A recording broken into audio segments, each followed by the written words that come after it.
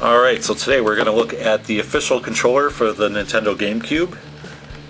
See, it's got the GameCube logo on top. Here's the front. Look at the back. You have the Nintendo GameCube controller, blah blah blah 003, made in China, and the Nintendo logo. And this is a very nice controller. Something I really love about this is the shoulder buttons.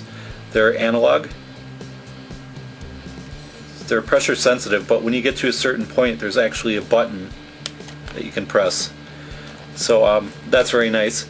However, this also leads to a problem. It's somewhat of a minor problem, but you see how there's grooves in there?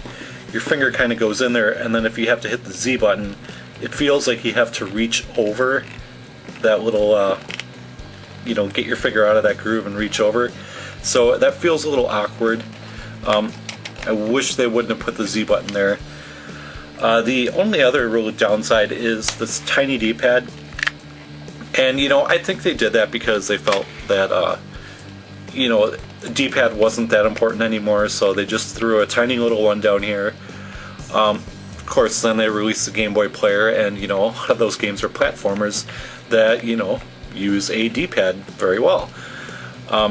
So it feels kind of weird sometimes. Sometimes you'll hit right and you'll accidentally hit up. You can use the stick for controlling the Game Boy player. It feels weird at times though. And about the sticks, analog sticks, they have these little notches on the outside. A lot of people don't care for those. I like it a lot. Same thing with the C stick. It's got the same notches. It's a little bit smaller, you can see.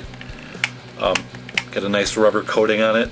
This one has a nice texture on it. It's your finger does not slip off when you're using it. Start button there. No select button on this one. 4 face buttons in a very unique pattern. Usually everybody goes for the diamond shape. They went for big green A button, small cancel or B button, and then these 2 like jelly shaped buttons on the outside. Very unique. And just to give you a comparison, here's what it looks like next to a Dreamcast controller. You can see the Dreamcast is quite a bit bigger. And next to a PlayStation 2 controller, it's about the same size, slightly bigger.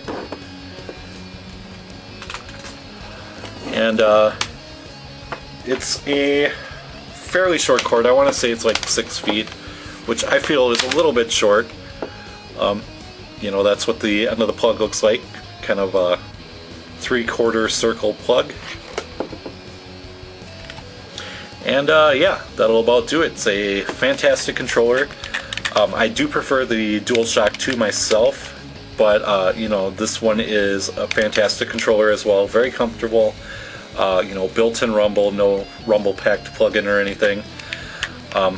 Buttons for the most part are laid out really well, except for that darn Z button.